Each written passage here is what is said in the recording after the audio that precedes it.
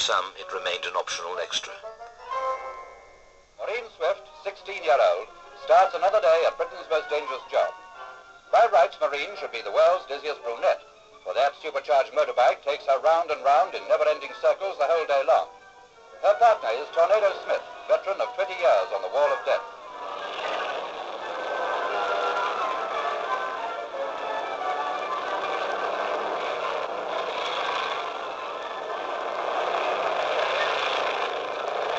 Maureen's got a long way to go to catch up with Tornado's record of 140,000 miles round the wall.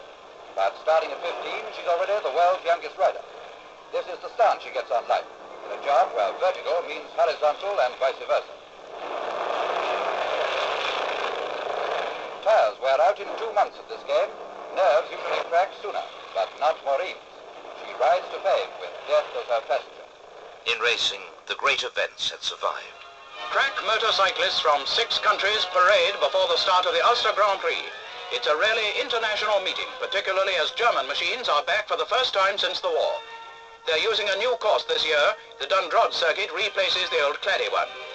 Now it's time for the start of the 2 big events, the 250cc and the 350cc classes. That's the 350 boys away. Behind them, the 250 riders wait their turn.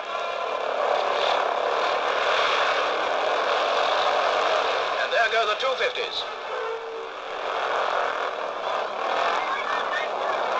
Cochrane Town Bend is just one of the tricky twists in the course. The Dundrod circuit of nearly 7.5 miles is believed to be a lot safer for the riders than the one at Claddagh.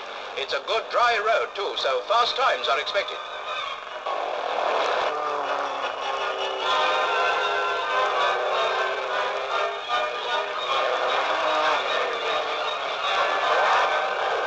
Already, Reg Armstrong on a German NSU is way out in front of the rest of his 250cc rivals.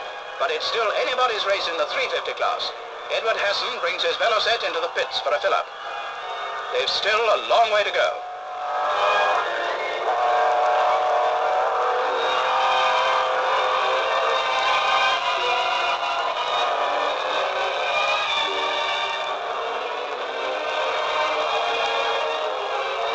Otto Dyker on another NSU piles on the speed. But here comes the winner of the 350 class. It's Ken Mudford, riding as a substitute in the Norton team.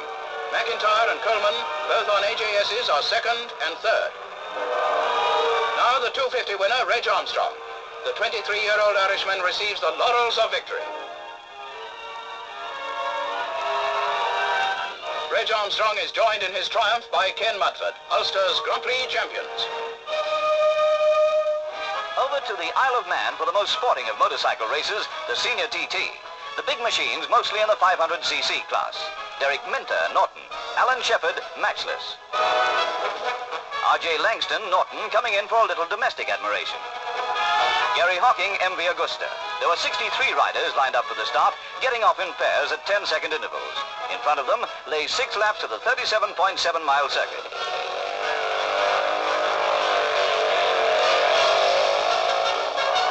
Another MV Augusta, Mike Halewood. Tony Godfrey, Norton.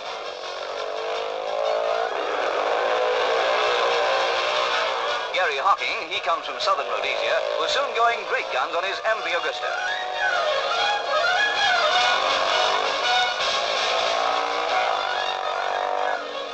By hurtling round 1 lap at 105.7, Gary Hocking tripped nearly 2 miles an hour off the record set by John Surtees 2 years ago. Foreign machines may have begun to challenge at home, but Britain was finding success in the USA. The Grand National of American Motorcycling draws 150 daredevils to Daytona Beach, Florida, for the annual 200-mile championship race. British bikes ridden by transatlantic crack riders compete against strong American competition. With the turns banked more steeply than ever, there's danger around every bend, and speed records are not the only things expected to fall today.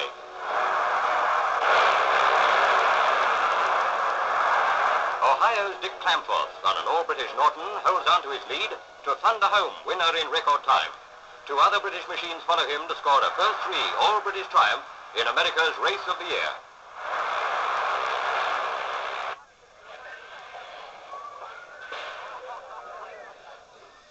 The appetite for 2 wheels gathered strength through the 1950s. The British public even found that it had a liking for the scooter, and there was room in the industry for brave failures such as the Commander.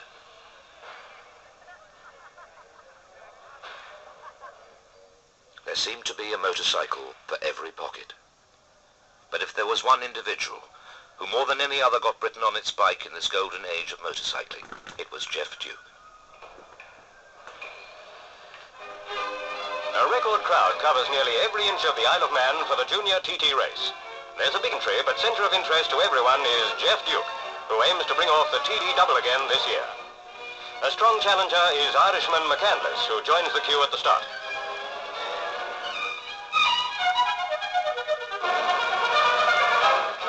First away is the Duke Connor Norton. He won both the junior and senior races here last year, so he knows the quickest way home. Now it's McEwen's turn to get away. With the Duke already setting a good pace out in front, he'll have to hurry to catch him.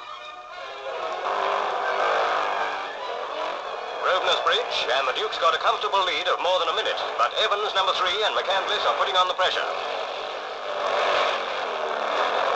There's quite a battle going on behind the Duke between his teammates and their HAS rivals.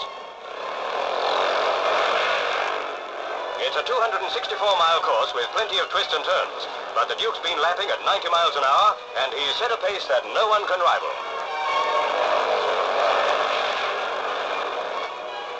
Near the finish, it's still the Duke, and he crosses the line to win at a record-breaking average speed of over 90 miles an hour.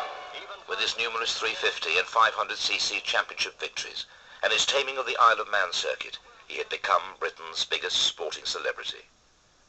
But he'd feel much more at home in his racing togs. But no bride would stand for that on her great day.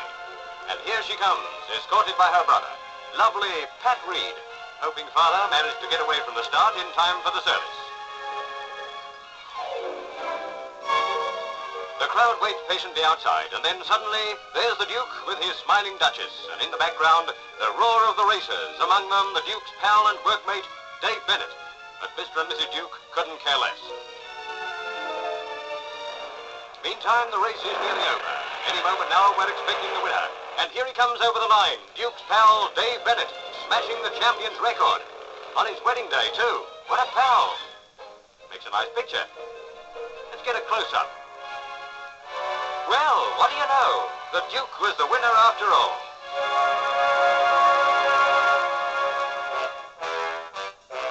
Away from the featherbed Nortons, BSA Rocket Gold Stars, and matchless G50s, Britain was finding that it had more than a liking for the Italian scooter. It was turning into a fully fledged love affair. This beloved machine of the fashionable young Italian was attempting to make fashion victims of us all. This is the Vespa factory on the day that the 1 millionth machine was completed.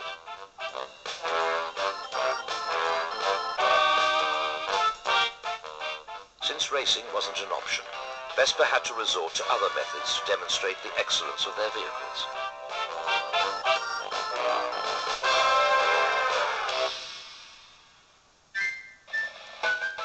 Lambretta, Vespa's great competitor, wasn't averse either to the odd publicity stunt in order to woo young riders away from the BSA Bantams, Jameses, and Francis Barnetts.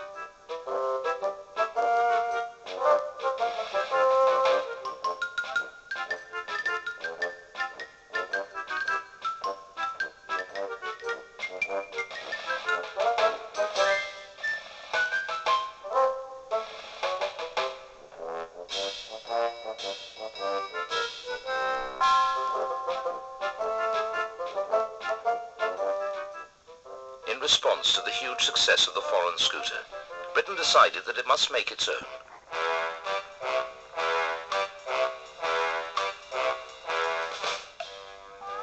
Many, like this Dayton Albatross, tried without any great success to make inroads into the market. Presumably, in this case, its name did little to help matters. The British scooters were in the main heavy, cumbersome objects, often rushed onto the market without sufficient testing and development to try and jump the bandwagon. Hard though they tried, they totally failed to capture the continental élan which came so effortlessly to the Italian designers. The British manufacturers were much happier turning out machines for